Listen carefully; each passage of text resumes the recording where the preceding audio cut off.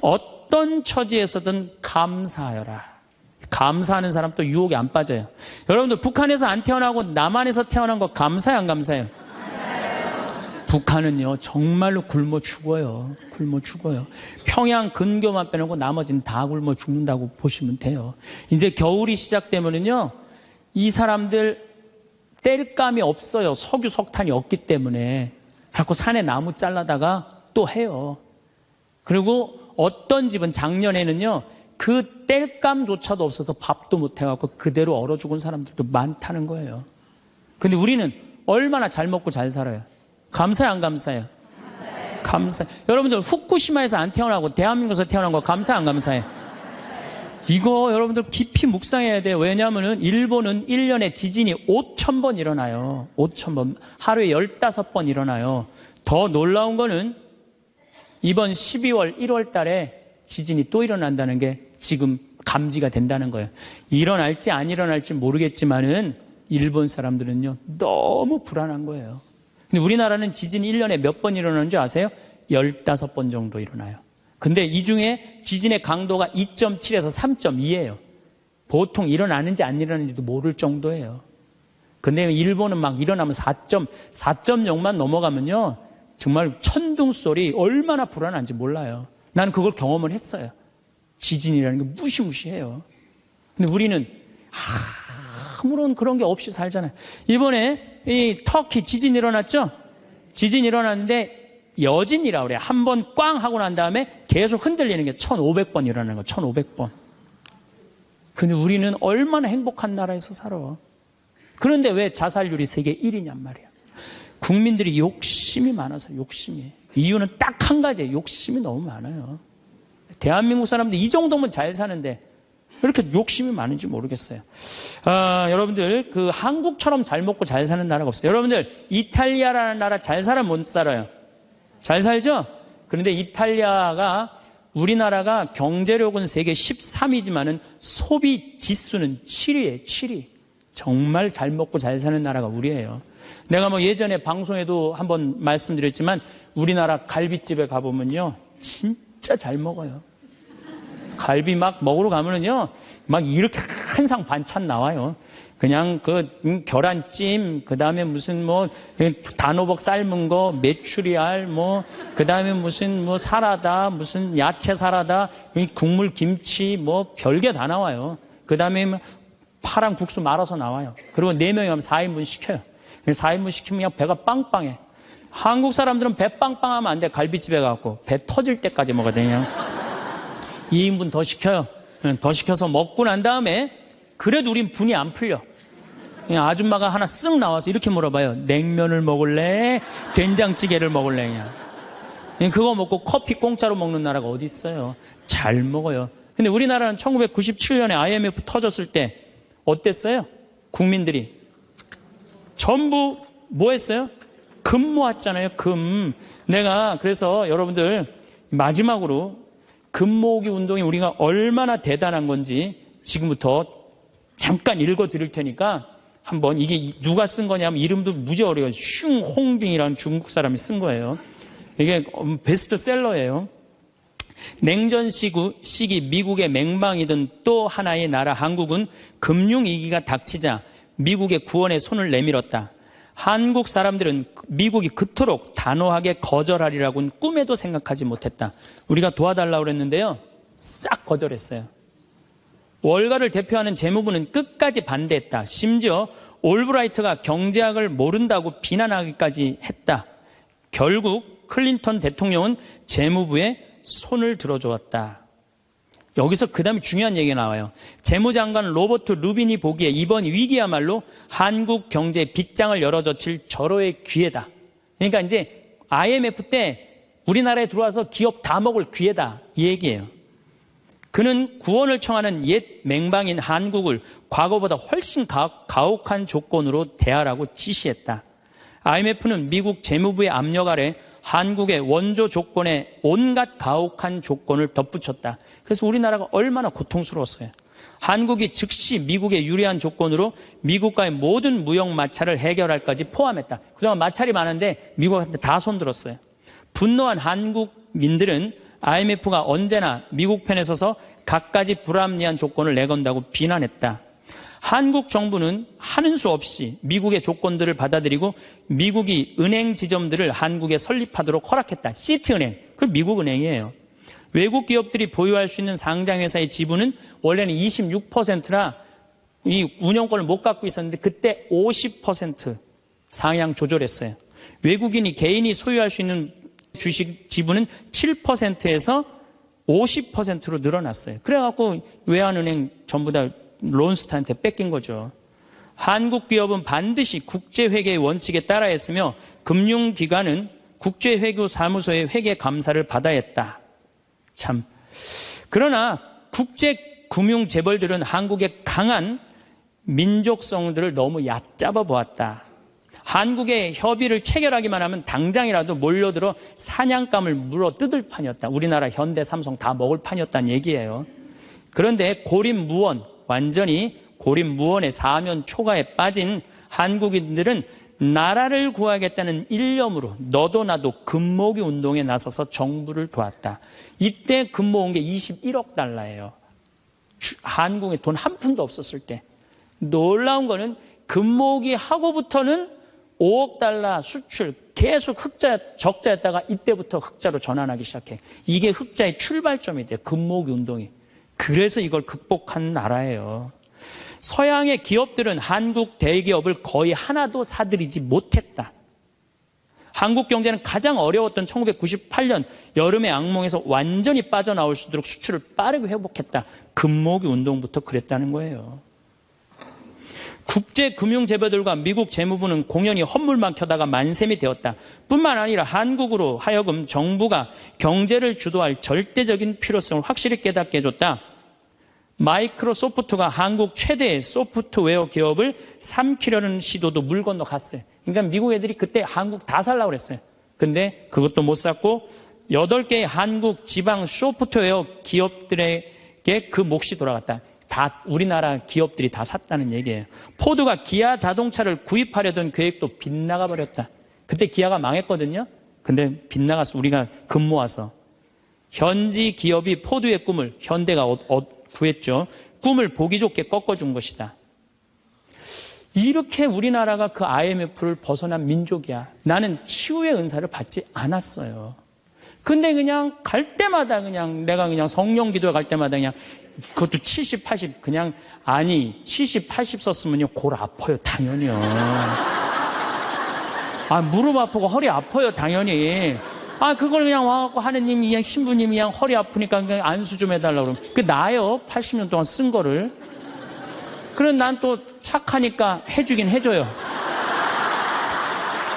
할머니 머리에 손을 얹고 아니 뭐 치유의 은사는 없으니까 머리에 손을 얹고 뭐라고 기도하냐면은 하느님 이 할머니 골이 아프답니다. 그런데 눌러줘요. 그런데 저는 치유의 은사가 없는 게 확실해요. 우리 오홍진 신부님은 정말로 이 안수의 능력이 있으신 것 같아. 이쪽 쓰러진다, 이쪽 100명 막 쓰러지고 막 이쪽 쓰러진다. 2층 젊었을 땐 2층 쓰러져 2층 막 쓰러지고 그랬대요 정말로. 근데 나는 그렇게 20년 동안 안수 기도를 했는데 쓰러진 사람이 한 명도 없어요. 아이 정말이에요 정말. 쓰러진 사람 한 명도 없어요. 그리고 내가 안수 기도를 하면 누르면 내가 느껴요. 내 손에서 아무것도 안 나가는 게 느껴요. 누르고 있으면. 뭐가 나와야지 눌러줄 거 아니에요. 뭐가 나와야지. 그래서 내가 3년 전부터 안수기도를 안 하는 거예요. 왜 안 하느냐면은 아무것도 안 나오는데 누르고 있는 나도 한심하고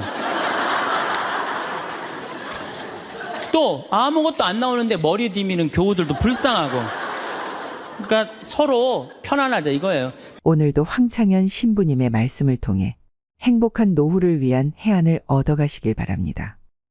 황창현 신부님의 행복 특강 바로 시작하겠습니다. 우리가 하느님의 이 뜻대로 살아가고 악마의 유혹에 빠지지 않으려면은 돈에 대한 유혹, 명예에 대한 유혹, 권세에 대한 유혹, 하느님이 계실까 안 계실까에 대한 신앙에 대한 유혹, 이걸 빠지지 않으려면 우리는 항상 기쁘게 살아야 돼요. 근데 기쁜 사람은 어떤 사람이 기쁘냐면 긍정적인 사람이 기뻐요. 또 어떤 사람이 기쁘냐 하면은 정말 마음을 욕심이 없는 사람이 기뻐요. 욕심이 꽉 차 있는 사람, 자식 출세하기를 바라는 사람, 돈을 많이 벌기를 바라는 사람, 그냥 높은 자리에 올라가기를 원하는 사람, 이런 욕심이 있는 사람들은요, 기쁘지 않아요. 마음을 완전히 비우고 오늘 하루를 즐겁게 사는 사람. 여러분들 영어로 내가 좀 유식한 말을 영어로 선물이 뭐냐면은 프레젠트예요. 근데 오늘이라는 뜻도 영어로 프레젠트예요. 오늘은 하느님이 주신 선물이에요. 오늘은 과거 지나간 과거 여러분들 묻지 마세요. 아무리 과거를 돌이키려고 해도 과거는 돌이킬 수가 없는 거예요. 과거에 연연하는 사람들 우울증에 걸려요. 그 다음에 미래에 대해서 미리 걱정하지 마세요. 여러분들이 아무리 걱정해봤자 여러분들이 걱정하는 게 95%는 일어나지 않을 거래요. 전혀 일어나지 않을 것에 쓸데없는 걱정을 하고 있는 거야. 제일 중요한 건 오늘을 즐겁게 사는 거야. 밥 3끼 먹고 눈 콧구멍 2개 있는 게 얼마나 여러분들 감사한 줄 아세요? 콧구멍이 얼마나 2개 있는 게 감사하냐면은 눈 2개 있는 것도 감사하지만 콧구멍 2개 있는 게 얼마나 감사하냐면은 이 콧구멍이요, 숨을요, 이 냄새를 맡는데요, 한쪽만 4시간을 맡는 거예요. 그리고 4시간이 딱 지나고 나면 한쪽이 교대를 해요. 반대쪽이 냄새를 맡는 거예요. 만약에 김치찌개 동시에 2 콧구멍으로 다 맡으면 기절해. 그러니까 여러분이 콧구멍 2개 있는 것만 해도 얼마나 감사한 건지 몰라요. 지금 여기 손가락 10개, 발가락 10개 가지고 콧구멍 2개, 눈 2개 갖고 오신 분들은요, 무조건 기쁘게 살아야 되는 의무가 있는 분들이에요. 하나님이 다 주신 거예요. 자, 그리고 난 다음에 우리가 유혹에 빠지지 말려면 끊임없이 기도해야 돼. 하느님께서 우리 이제까지 살아오면서 여러분들 은총 너무 많이 주셨어요. 은혜 너무 많이 주셨어요.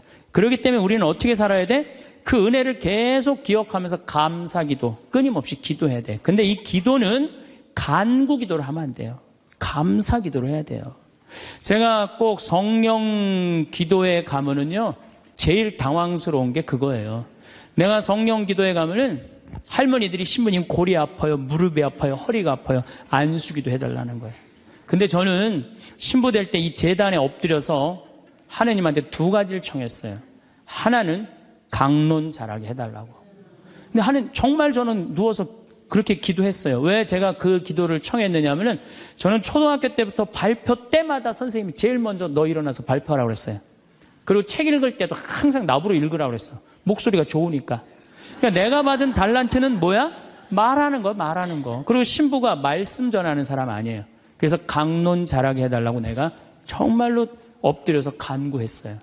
근데 뭐 1년에 300회, 내일도 여기 전주 중앙성당에 가서 강의하고 또 전주에 있는 중학교에 가서 그 학부형들하고 선생님들한테 강의해. 내일도 전부 단축 수업한대요. 그 선생님들도 강의 들으게 한다고 일반 학교에 가서 강의하는 거예요. 행복론에 대해서. 그러니까 1년에 한 300회 정도 초청 강연 다니니까 이거 소원 들어주셨어요. 난 너무너무 감사해요. 또 내가 글 잘 쓰게 해달라고. 이제까지 책 3권 썼는데 요즘 쓴 거 사는 맛, 사는 멋. 이거 정말로 많은 분들이 행복하다고 참 전화가 많이 와요. 독자들한테. 아니, 나 이 2가지 다 받았어요. 나는 더 이상 하나님한테 원하는 거 없어요. 하느님은요, 각자의 달란트가 다 달라요. 그리고 그냥 집 잘 짓는 신부님들, 또 우리 그냥 전 신부님, 내가 보기엔 사목 너무너무 잘하세요. 그러니까 그 감히 못하는 15년이 지나서 엄두도 못 냈던 저 땅을 사죠. 그러니까 아무나 사는 게 아니에요. 교우가 일치가 되기 때문에 그게 가능한 거죠. 그 다 달란트가 달라요. 근데 내가 받은 달란트는 강론 잘하고 글 잘 쓰는 거야. 내가 내일 모레 대전 대화동 성당에 강의를 가는데 신부님이 너무 고맙더라고. 아주 목소리가, 나 아직 얼굴을 못 뵀는데 신부님이 그러더라고. 저녁에 강의 끝나고 이제 여기는 내가 미사를 하고 강의를 시작했지만 거기는 강의가 끝나고 미사를 봉헌한대요. 그리고 안수기도가 있대요. 근데 신부님이 너무 고맙게 날 아시는 것 같아. 안수는 당신이 하겠다고. 고맙다고 그랬어요. 어쨌든 하여튼 제가 재작년에 2009년에 미국 북동부 성령대회가 있어요. 근데 여러분들 참 미국 교우들이 참 열심히 해요. 특히 성령대회는요, 한국의 성령대회하고 분위기가 틀려요. 정말로 열심히 해요. 갔는데 첫날 800명이 왔는데 교우들이 그냥 내 강의고 화가 나십니까? 라는 주제로 강의를 했는데 너무 재밌게 들었어요. 또 그날따라 강의가 잘 되더라고요. 그랬더니 둘째 날에는 막 사람들이 전화를 막 한 거야. 야, 한국에서 조그만 신부가 왔는데 너무 재밌다. 그래갖고 둘째 날은 1200명이 늘은 거예요. 그런데 성령대 19년 활동한 늘어난 적이 처음이라는 거예요. 그런데 점점 나는 불안한 거예요. 점점 성령대 하이라이트를 향해서 가는 거야. 성령대 하이라이트는 뭐냐면 치유의 안수의 절이야. 점점 불안한 거야, 이거. 아니, 내 손에서는 아무것도 안 나오는데 이제 아무 능력 없는 거 탈로가 나게 생긴 거야. 그런데 그때 같이 갔던 신부님이 청주교구 박효철 베네딕토 신부님이라고 있으세요. 전국 성령 주치도 신부님이세요. 근데 그분은 내가 뵈니까 치유 은사가 있어요. 그러니까 나는 말씀의 은사가 있지만 그분은 치유 은사가 분명히 있는 분이야. 그래서 나한테 오지 말고 박신부님한테 가라. 그것도 나하고 본명도 같아. 베네딕토. 박신부님한테 가라. 그리고 난 도망갔어요, 사실은. 그런데 그 예절을 저 강당 뒤에서 보는데요. 정말 은혜롭더라고요. 나는 죽었다 깨어나도 그렇게 못해요. 근데 그때 200명이 났어요. 정말로 내가 다음에 갔는데도 그때 치유됐다는 사람 너무 많이 만났어요. 그건 하느님의 성령 특별한 은혜가 있었던 거지. 그래갖고 이제 박 신부님 덕분에 내가 잘 마치고 이제 한국에 이제 돌아왔어요. 2010년이 됐는데 미국 북동부 성령대에서 또 전화가 왔어요. 올해 또 와달라는 거예요. 내가 화를 냈어요. 왜 자꾸 날 부르느냐. 그거 부담스럽거든요. 굉장히 큰 대회니까. 아니, 내 손에서 아무것도 안 나온다는데 왜 자꾸 부르느냐. 좀 이 손에서 능력 나오는 신부님들 불러라. 그랬더니 그 교우들이 위원들이 하는 말이 신부님 걱정하지 말라고. 신부님은 손에서 안 나오는 대신 입에서 나오니까 걱정하지 말라고.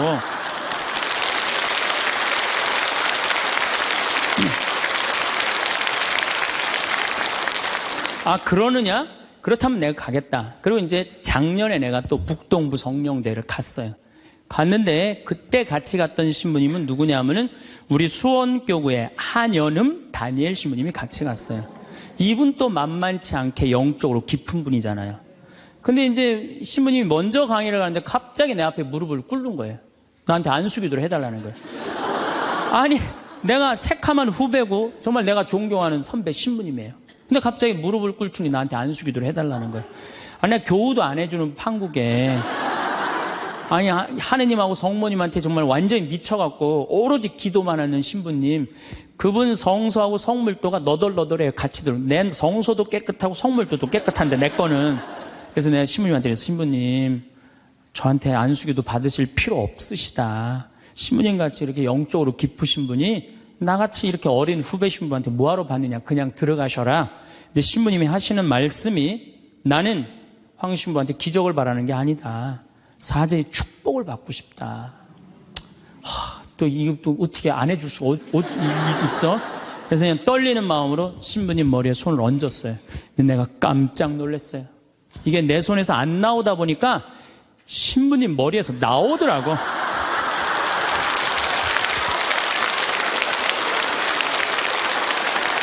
아니, 정말로 성령의 기운이 느껴지는 거예요. 정말로. 이야, 이러는 수도 있구나. 이게 내가 안 나오면 머리에서 나오는 수도 있구나.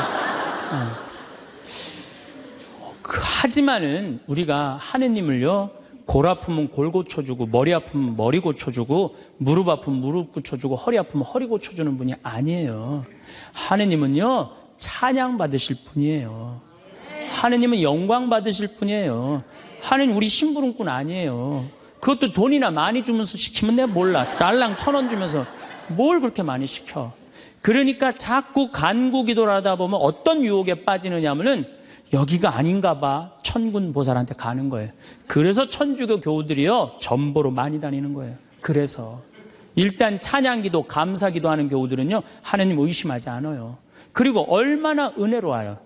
여러분들 이 공기 공짜로 마시고, 태양 공짜로 햇빛 쬐고, 이 땅 공짜로 밟고 다니고, 얼마나 감사해. 눈 2개, 콧구멍 2개, 손가락 10개, 발가락 10개 있으면 됐지.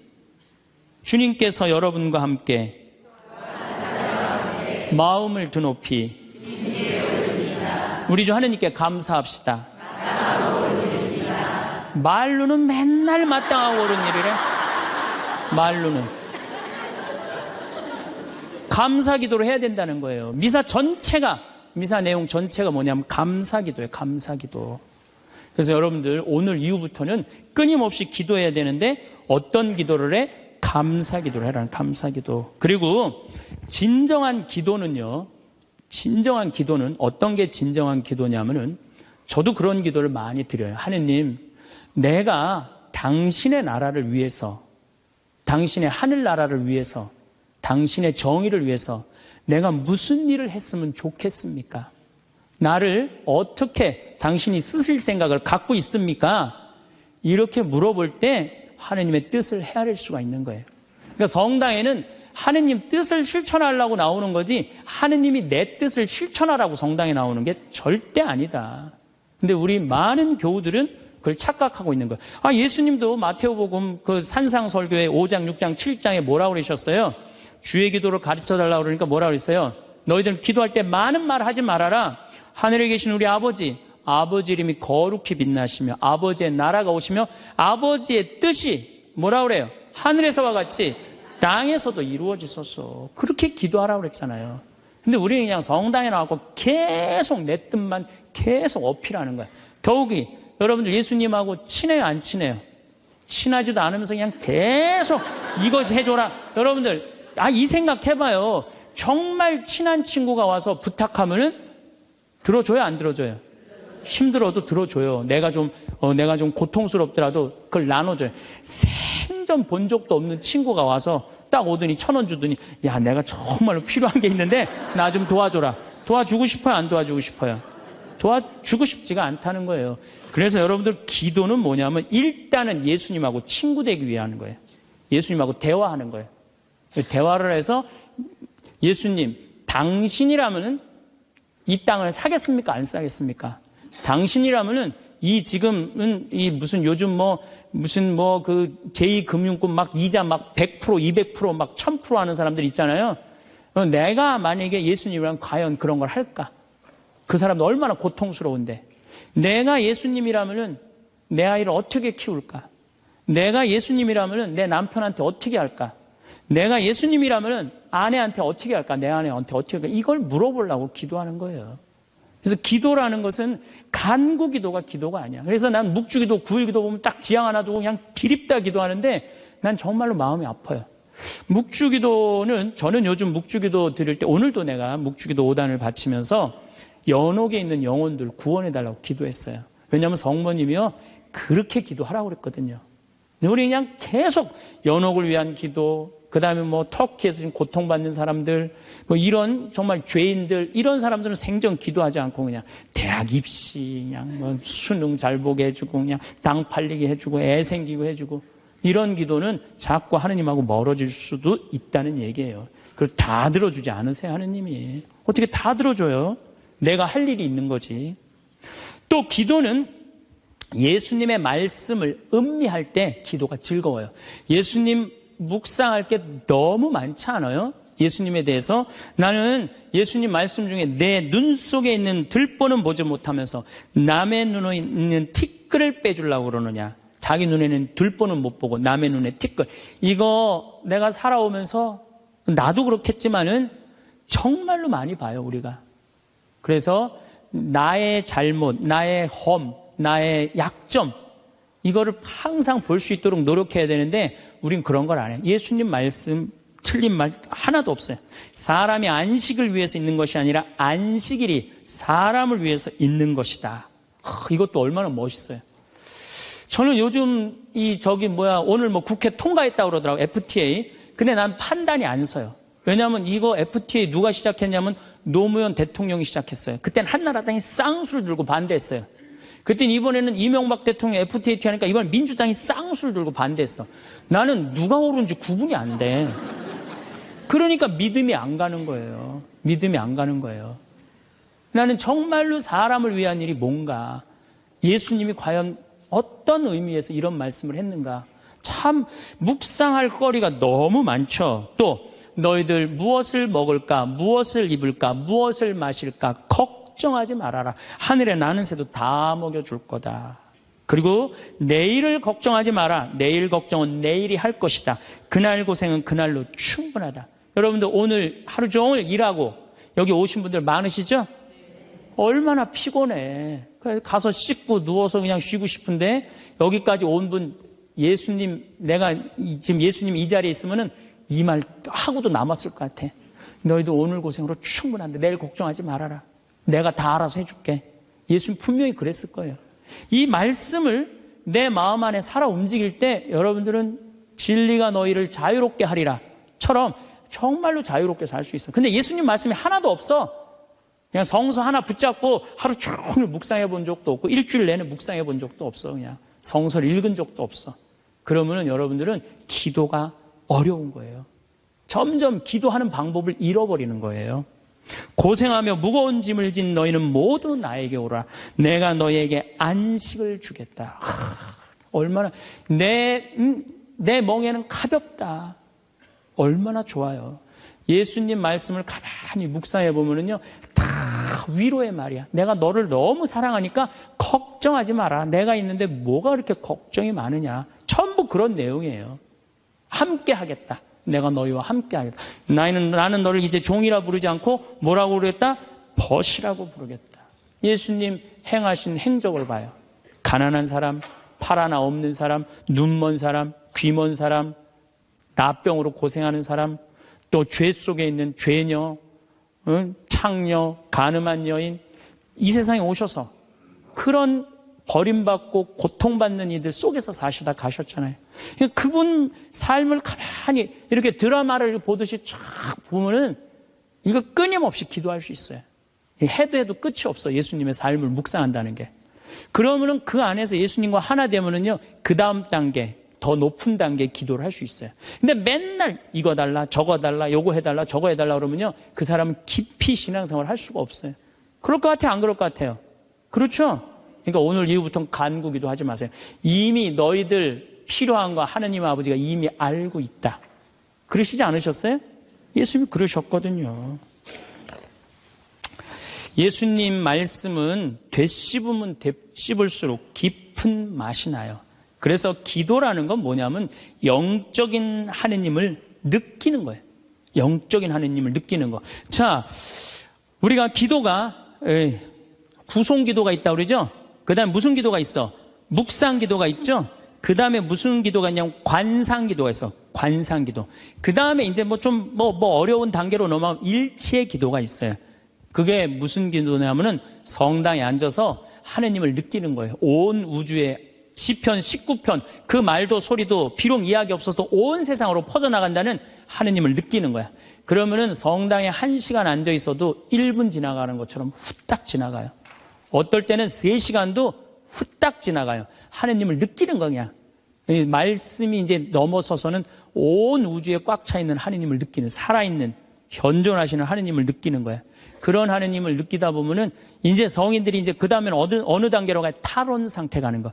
온전히 하느님을 느끼는, 희열을 느끼는 거죠. 세상 아무것도 필요 없어. 돈도 명예도 권세도 아무것도 필요 없어.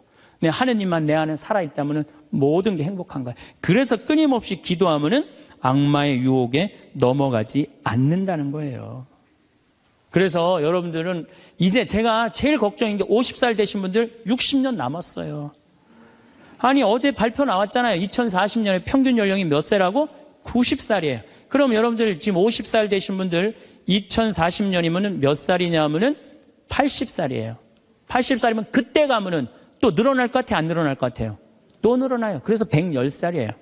그러면은 남은 60년 동안 내가 영적인 인간으로 살 거냐, 육적인 인간으로 살 거냐, 늙어서 어떻게 할 거야?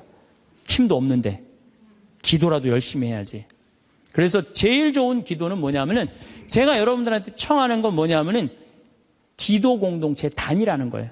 제가 프랑스 떼제 공동체에 가서 일주일 동안 기도를 했는데요. 3,000명씩 와요. 일주일에. 월요일부터 주일날 전심 때까지 모여서 아침 기도, 낮 기도, 저녁 기도, 그 다음에 미사. 똑같아 일주일 내내. 그런데 성당에 다니든 안 다니든 3,000명. 많이 올 땐 여름엔 3만 명이 와요. 근데 우리나라는 아직 그런 데가 없어. 일주일 내내 모여서 기도하는 데가 없어. 그래서 내가 이제 평창을 이제 내년부터 이제 시작을 할 거예요. 그래서 토요일 날 저녁에는 또 우리 부관장 신부님이 너무 노래를 예쁘게 잘해. 그래서 이제 떼제 기도를 시작을 했어요. 그래서 이제 기도하는 그런 공동체를 만들어서 여러분들도 삶에 지쳤을 때 와서 일주일 동안, 60살쯤 돼갖고 일주일 정도 와서 기도하고 가면 얼마나 좋겠어요. 그렇죠? 그러니까 그런 공동체를 많이 믿는 사람들이라면 찾아다니라는 거예요. 영적인 세상을 위해서 시간을 투자하고 마음을 투자하라는 거죠. 그래서 신부님 끊임없이 기도하는데 제일 좋은 게 뭡니까? 미사 참여예요. 첫 번째 좋은 건 미사 참여. 미사 참여 1년 내내 평일 미사 다니시는 분들은요, 말할 수 없는 마음 안에 기쁨이 있어요. 1년 내내 미사 안 빠지시는 분들 제가 말씀드리는 거 무슨 말인지 아시죠? 그 시간이 얼마나 좋아. 조용하고 이 성당 안이 얼마나 세상하고 완전히 단절된 거 아니야. 그 시간만은. 그리고 예수님하고 하나 되는 시간이잖아요. 그래서 아무리 힘들어도 직장 끝나고 난 다음에 가방 들고 와서 미사 참여하고 가는 사람들, 이 사람들은 제일 행복한 사람들이에요. 그래서 미사야말로 가장 완벽한 기도다. 그래서 여러분들 주일 미사 말할 것도 없고 평일 미사 시간 내서 오시면요, 하느님께서 이끌어 주셔요. 그 다음에 두 번째, 끊임없이 기도하는 방법 중에 하나는 성서 읽는 거야. 제 경험에 의하면은 구약 성서부터 신약 성서 끝까지, 처음부터 끝까지 완전히 정독 5번만 하면은요, 이 세상 사는 길이 보여요. 하느님의 섭리가 역사하심이 보여요. 그리고 어떻게 살아야 되는지 정말 마음에 진리가 흘러 넘쳐요. 그래서 성서를 읽어라. 성서를 정독을 해라. 맨날 그냥 불굴의 며느리, 뭐 이웃, 우리 집 여자들 이런 거 보지 마시고, 예? 예, 그 시간에 성서를 성서 안에는 보물이 꽉 차 있어요. 그래서 성서를 적어도 5번 정도 정독을 해라. 5번. 자, 그 다음에 5번 정독을 했으면 그 다음에 할 일이 있어요. 기도 중에 정말 좋은 기도는 성지순례. 성지순례. 제가 지금 성지순례를 2년에 한 번씩 매년 정기적으로 가요. 그런데 예루살렘에 가보니까요, 예수님의 발자국이 느껴져요. 예루살렘에 가보니까. 그리고 갈릴레아 가보니까 물고기가 밤에 얼마나 튀는지, 예수님이 밤새 제자들이 물고기 잡는 거 보면서 참, 물고기 저쪽에서 튀는데 이쪽에서 막 한 것 같아 보니까 그냥 예수님이 그 2000년 전에 행하셨던 말씀, 그게 다 살아 움직이는 거예요. 이집트에 가갖고 출애굽 경로를 밟아서 시나이산 꼭대기, 모세가 십계 받으러 갔는데 올라가 보고 예루살렘에 내가 들어갈 때 이스라엘 백성이 얼마나 기뻤을까 느껴져요. 사도 바오로가 예수님 이제 다마스커스에서 회개하고 난 다음에 이 그리스, 터키 이거 전부 교회 세우러 7개, 필라델피아 교회, 이런 교회들 전부 다 세우러 가는데 지난 2월 달에 갔다 왔거든요. 그냥 예수님이 그냥 막연하게 멀리 느껴지는 게 아니라 예수님이 살아 움직이는 거예요. 그래서 여러분들 성지순례 참 중요한 거. 물론 우리나라 안에도 좋은 성지들이 너무 많아요. 우리 성인들이 얼마나 예수님을 사랑했는지. 그러니까 시간 되면은 돈 모아서 제일 남는 거, 가장 적은 돈으로 가장 최고의 효과를 낼 수 있는 건 성지순례. 그래서 예루살렘 한 번은 갔다 오라는 거예요. 예루살렘. 나는 아직까지 하느님 20년, 30년 믿으면서 예루살렘, 베틀레헴, 나자렛 한 번도 아직 갔다 온 적이 없다. 한번 손 들어보세요. 내가 절대 욕 안 할 테니까 한번 손 들어보세요. 손 들어. 한 번도 안 갔다 왔다. 손 들어보세요. 자, 이 사람들 이거 회개해야 되는 사람들이에요. 자, 여러분들 이 세상에 한 번 오셨어. 내가 하느님을 믿어. 하느님을 믿는데 예수님이 활동하고 가시는데 한 번 좀 가보고 싶지 않아요? 그럼 지금부터 개 모으세요. 개 모으셔갖고 나는 우리 여의도 순복음교회가 한 번 거기 성주순례를 갔는데 몇 명이 한 3,000명이 갔다. 3,000명. 3,000명이. 여러분들도 우리 능평성당 내가 있을 때 어른들 700명 갔잖아요. 한번 한 2년 개 모아갖고 우리 전 신부님이랑 한번 1,000명 한번 쫙 한번 가봐요. 그럼 아마 일대 너무 은혜를 많이 받을 거예요. 그 은혜는 마치 이스라엘 백성이 에집트를 200만 명이 200명 그건 뻥이겠지만은 어쨌든 하여튼 가듯이 그런 뜨거움을 아마 느끼실 거예요. 저는 그래서 우리가 끊임없이 기도하는데 정말 좋은 거는 성지순례다. 돈 모아서 성지순례 가라. 다시 한번 말씀드리지만 재물은 쓴 것만 재물이에요. 쓴 것만 내 재물이에요. 제가 지난번에 산호세 강의를 갔는데 나를 비행기장에 데려다 준 자매가 하나 있어요. 친구가 5억을 떼어먹고 갔대요. 재산이 싹 날아갔대요. 근데 유일하게 자기가 아깝지 않았던 거, 성지순례 간 것만 아깝지 않더래요. 그거 갔다 오기를 얼마나 잘했는지 성지순례 때마다 갔다 온 게 그것만 자기 마음 안에 살아 움직이더래요. 여러분들도 나중에 이 돈 저 돈 떼어먹고 땅 치고 통곡하지 말고 미리 지금 돈 모아서 성지순례 갔다 오십시오. 그리고 묵주기도 우리가 가장 쉽게 할 수 있는 기도예요. 누워서도 할 수 있고, 뭐 반신욕하면서도 할 수 있고, 걸어가면서도 할 수 있고, 묵주기도도 성모님 말씀대로 죄인들의 회개를 위해서 연옥 영혼들의 고통 덜어주기 위해서 그 기도가 저는 묵주기도 중에 가장 아름다운 기도라고 생각을 해요. 그래서 우리의 기도를 불쌍한 영혼들이 많이 기다리고 있으니까 그런 지향을 두고 그냥 수능 잘 보게 해주고 애 생기게 해주고 월세 나가게 해주고 땅 팔리게 해주고 그런 기도하지 마시고 이렇게 끊임없이 기도하는 사람은요 악마의 유혹에 빠질 시간이 있겠어요 없겠어요? 당연히 없어요. 당연히. 자, 그 다음에 어떤 처지에서든 감사하여라. 감사하는 사람 또 유혹에 안 빠져요. 여러분들 북한에서 안 태어나고 남한에서 태어난 거 감사해요 안 감사해요? 북한은요 정말로 굶어 죽어요. 굶어 죽어요. 평양 근교만 빼놓고 나머지는 다 굶어 죽는다고 보시면 돼요. 이제 겨울이 시작되면은요 이 사람들 뗄감이 없어요. 석유 석탄이 없기 때문에 자꾸 산에 나무 잘라다가 또 해요.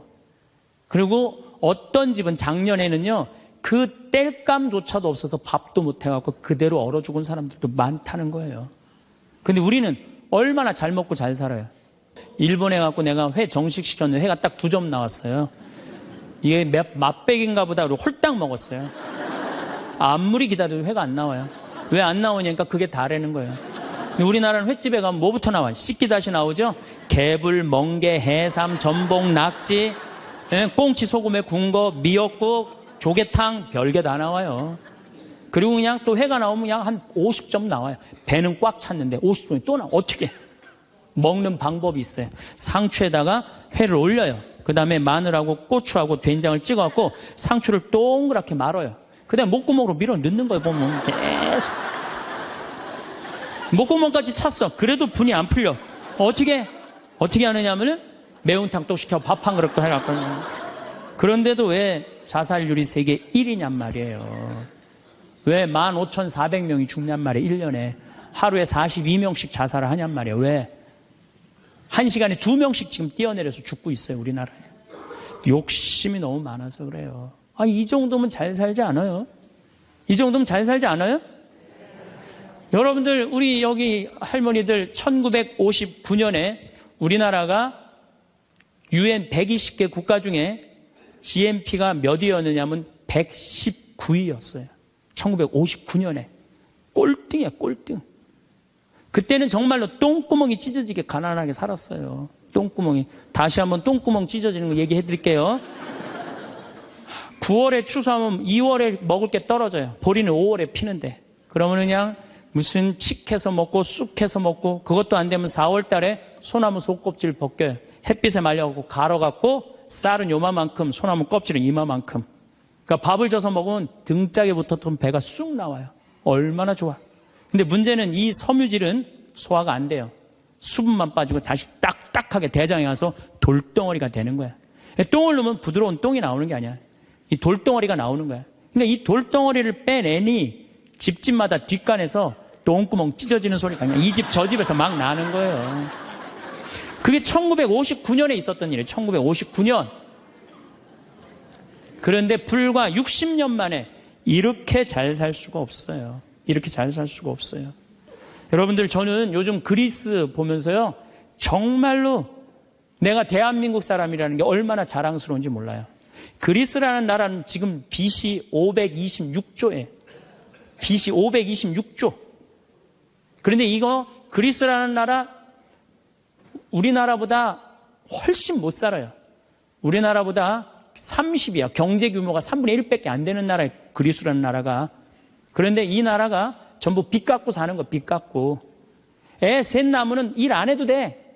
애 셋 낳으면 다 우유값까지 다 나와요. 양육비 다 나와. 대학 들어가갖고 뭐 3년, 4년, 뭐 1학년 다니다가 2학년 다니기 싫어하고 10년 후에 들어가면 그때도 공짜야. 끝날 때까지 공짜예요. 뭐 갖고? 빚 갖고. 그래갖고 좀 이제 이 빚이 이렇게 나라 빚이 많으니 허리띠 좀 졸라 매자 그랬더니 내 연금은 못 깎는다. 맨날 데모하는 거예요. 그 다음에 막 정부 기관에 그냥 저기 막 전기 끊고. 그게 저러고 있는 거예요. 지금 아직도. 아니 정치를 보면은 사회를 보면 한국이 현찮다고 그래. 내가 보기에는 한국이 대단한데. 얼마나 대단해. 그리스하고 우리나라하고 정반대 아니에요. 그래서 이 IMF를 넘어서서 지금 이렇게 우리가 전 세계가 지금 금융위기를 겪고 있잖아요. 지금 그리스, 이탈리아, 스페인, 프랑스 다 무너지고 있잖아요. 근데 우리나라는 아직도 경쟁력이 있다는 거예요. 이렇게 대단한 사람들이 모여 살아갖고 우리나라 이름이 대한민국이에요.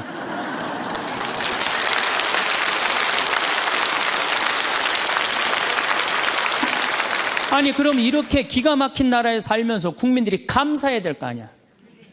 감사는 온데간데 없고 원망, 비난 맨날 이런 것만 있어요. 그러니까 국민들이 안 행복한 거야. 그래서 나는 사도 바오로가 항상 기뻐하여라. 끊임없이 기도하여라. 어떤 처지에서든 감사하여라.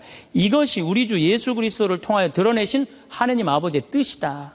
그러니까 여러분들 신앙생활하는 사람은요. 어떻게 해야 돼? 항상 기뻐하고 끊임없이 기도하고 어떤 처지에서든 감사해야 되는데 대한민국 처지는 괜찮다. 인생을 살아가면서 가장 중요한 시기는 언제일까요?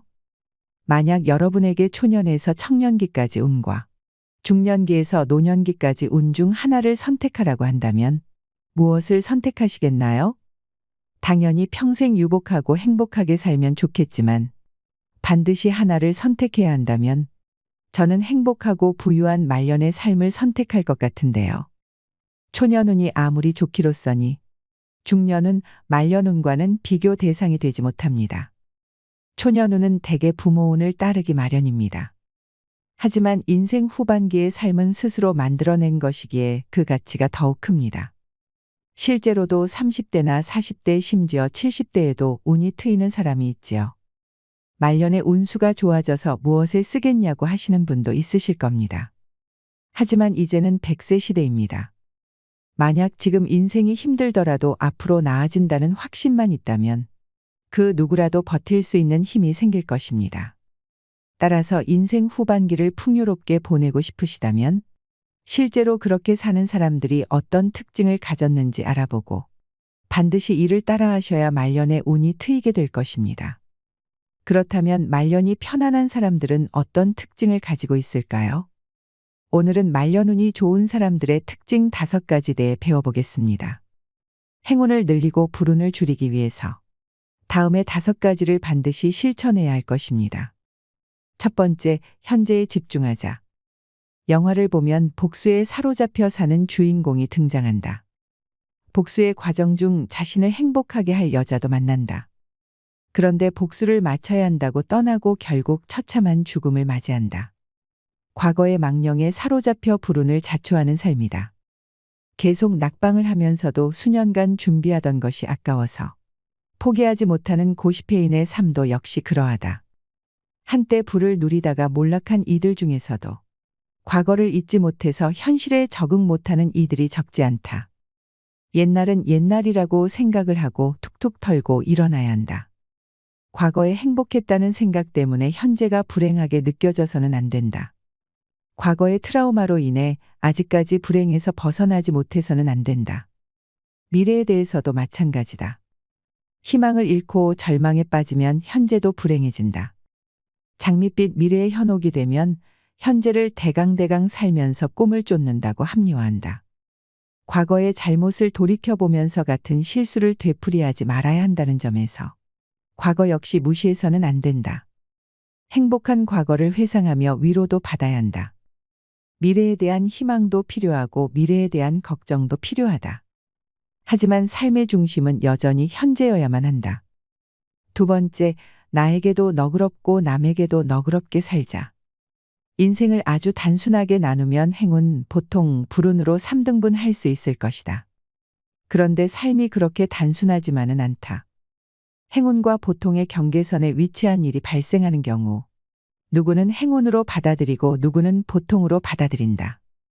보통과 불운의 경계선에 위치한 일이 발생하는 경우, 누구는 보통으로 받아들이고 누구는 불행으로 받아들인다. 삶을 어떻게 대하느냐에 따라서 달라진다. 항상 내가 맞고 남은 틀려야 한다고 고집하는 이는 자신이 틀릴 때마다 화가 나서 싸울 것이다. 싸움에 질 때마다 불운하다고 여길 것이다.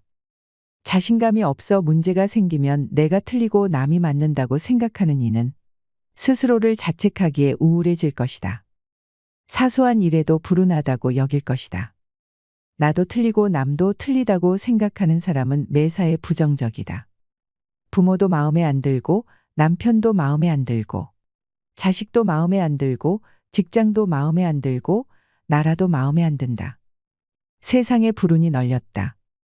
가장 마음 편하게 사는 사람은 나에게도 너그럽고 남에게도 너그러운 이들이다. 세상에 대해서 기대하는 것이 하나도 없다는 것은 희망이 없다는 것이다. 삶이 재미가 없다. 하지만 세상에 대해서 기대치가 너무 높으면 매사가 불행이다. 사람도 일도 돈도 내 기대를 채워주지 못한다. 따라서 나에게도 만족하고 남에게도 만족하는 삶을 살아야 한다. 세 번째, 참아야 할 때 참자. 아버지는 지금도 한국전쟁 서울수복 때 너무 일찍 거리에 나갔다가 죽은 친구에 대해서 말씀하시고는 하신다. 그 친구는 긴긴 여름 잘 숨어 있다가 국군이 서울에 들어섰다는 얘기를 듣고 순간을 못 참고 거리로 나갔다가 총을 맞은 것이다. 기다리는 김에 조금만 더 참았으면 되는데 그것을 못 참은 것이다. 내가 아니면 말할 사람이 없는 것 같아서 나서다가 적을 만드는 경우도 있다.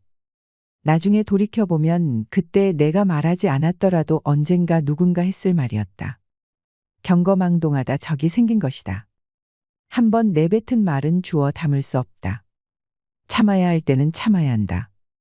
매도 일찍 맞으면 더 낫다는 말도 있지만 소나기는 피해가라는 말이 더 현명하다. 아플 거라고 예상했더라도 막상 맞으면 더 아픈 법이다.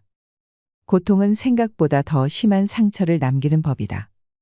아무리 답답해도 참을 때는 참아야 한다. 네 번째, 결단할 때는 결단해야 한다. 나치 정권 하에서 유대인 대학살이 이루어졌다. 유대인 중에는 가난하고 연줄이 없어 외국으로 가는 것이 애초에 불가능한 이들이 대다수였다. 하지만 지위도 있고 돈도 있지만 설마 하면서 기다리다가 때를 놓치고 수용소에서 처참하게 죽은 이들도 적지 않다. 떠나야 하겠다고 결심을 했을 때는 이미 늦었던 것이다. 갑자기 불행이 닥치면 인간은 공포에 휩싸인다. 공포에서 벗어나기 위해서 수단 방법을 가리지 않고 행동한다. 그런데 서서히 다가오는 불행은 공포심을 마취시킨다. 변화는 두렵다. 결단을 내린다는 것은 뭔가를 포기한다는 것을 의미한다. 부부 갈등이 심할 때는 이혼을 생각하다가도 상황이 조금 나아지면 남들도 다 똑같이 살 것이라고 스스로 위안한다. 돈이 쪼들릴 때는 가게를 팔아버려야겠다고 생각을 하지만 매출이 조금 늘어나면 그래도 이만한 게 어디 있겠냐는 생각이 든다. 그러다 보면 너무 늦어진다. 돌이킬 수 없는 상황이 되어서 모든 것을 다 잃고 이혼한다. 헐값에 내놔도 아무도 가게를 안 사기에 고스란히 빚을 떠안고 포기한다. 거절할 때는 거절해야 하고 달아날 때는 달아나야 한다. 욕을 먹더라도 이익을 취해야 할 때가 있다. 두렵더라도 결정해야 할 때도 있다. 거의 완벽한 기회가 찾아왔더라도 사소한 두려움 때문에 망설이다 보면 행운이 저 멀리 달아나 버린다. 다섯 번째, 지킬 것은 지키자. 은행에서 대출을 받으려고 상담도 하고 서류도 제출했는데 승인이 안 되면 화가 난다. 그런데 나중에 돌이켜보면 그때 빚을 얻지 못한 것이 천만다행인 경우가 있다. 대출이 안 되어서 사업을 못하고 대출이 안 되어서 집을 못 사고 대출이 안 되어서 원하는 것을 사지 못했다고 은행을 원망했는데 대출이 안 되어 사업을 안 한 것이 대출이 안 되어 집을 못 산 것이 대출이 안 되어 쇼핑을 못한 것이 결과적으로 다행이었던 것이다. 법, 규제, 규정도 마찬가지다. 뭔가 하고 싶은데 법과 규제 때문에 못하게 되면 공무원, 나라를 원망하게 된다. 회사 규칙 때문에 뭔가를 못하게 되면 회사를 원망하게 된다. 그런데 인간은 뭔가를 욕망하면 스스로 멈추지 못한다. 법을 어기고 규정을 어겨서라도 하고 싶다. 처음 법을 어기고 규칙을 어기고 약속을 어기면 신세계가 열린 것 같다. 이렇게 편하게 살 수 있는데 그동안 정직하게 살아온 자신이 바보 같다. 하지만 시간이 지나면 대가를 치르게 마련이다. 그때 가서는 법과 규정이 안전장치였다는 것을 깨닫게 된다. 인간관계도 마찬가지다. 결혼을 했으면 부부의 도리를 지켜야 하고, 부모가 되었으면 자식을 책임져야 한다. 누군가와 약속을 했다면 지켜야 한다. 기초가 튼튼한 삶을 살자. 물을 끓이면 서서히 온도가 올라간다. 그러다 거품이 보글거리고 어느 순간 증기가 되어서 날아간다. 물을 냉동실에 넣으면 서서히 온도가 내려간다. 어느 순간 얼음이 되어서 고체가 된다.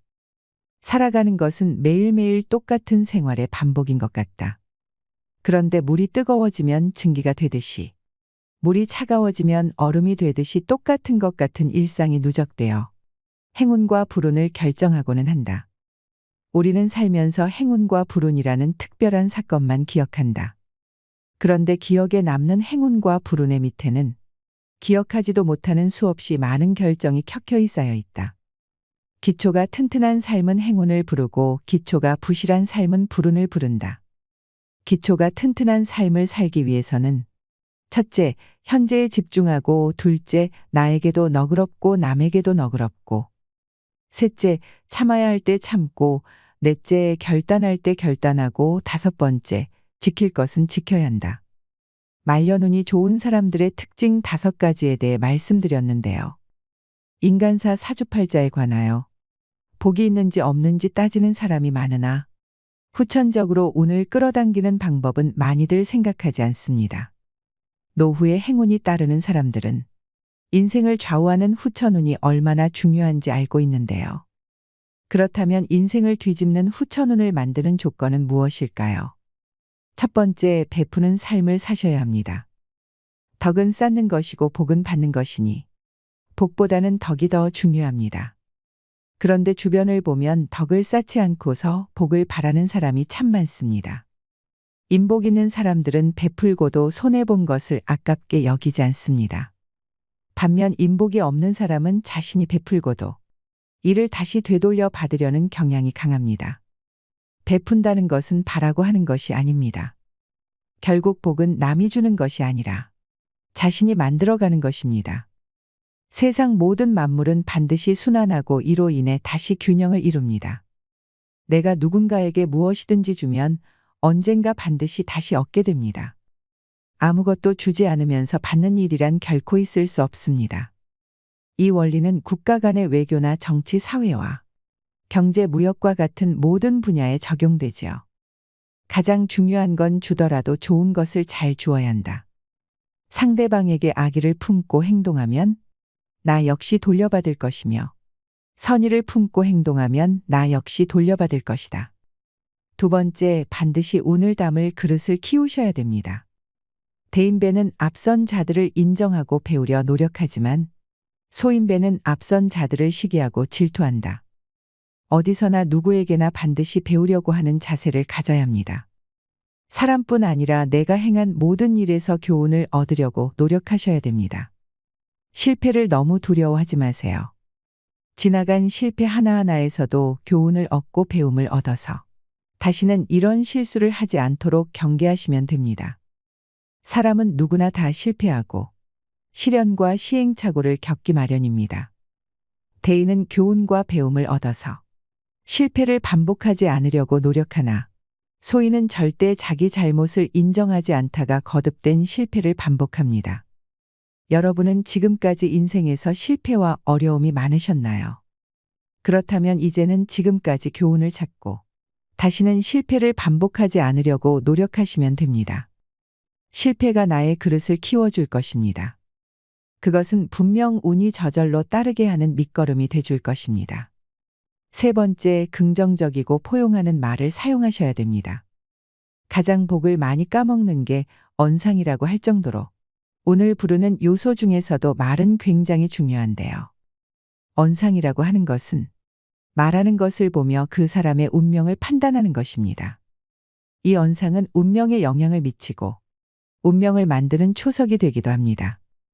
그 사람이 하는 말과 태도가 그의 인격을 알려주기 때문입니다. 운명을 바꾸는 방법 중 관상을 바꾸는 것이 있으나 좋은 관상으로 바꾸는 것은 시일이 걸립니다. 그렇다면 언상을 바꿔보시면 어떨까요? 명예가 높고 지위가 높아도 말에 품위가 없는 사람들이 참 많습니다. 언상은 관상학을 따로 공부하지 않아도 될 만큼 그 사람의 됨됨이를 단번에 알려줍니다. 말투는 그 사람의 복을 가장 많이 까먹는 것 중에 하나입니다. 말은 어찌됐든 조심해야 합니다. 말에는 기운이 있습니다. 징징거리는 말투, 부정적으로 말하는 방식, 말하면서 인상 쓰는 습관을 버려야 합니다. 목소리가 좋은 것도 중요하지만 그 내용이 짜증스럽고 조악하다면 언상이 좋다고 볼 수 없습니다.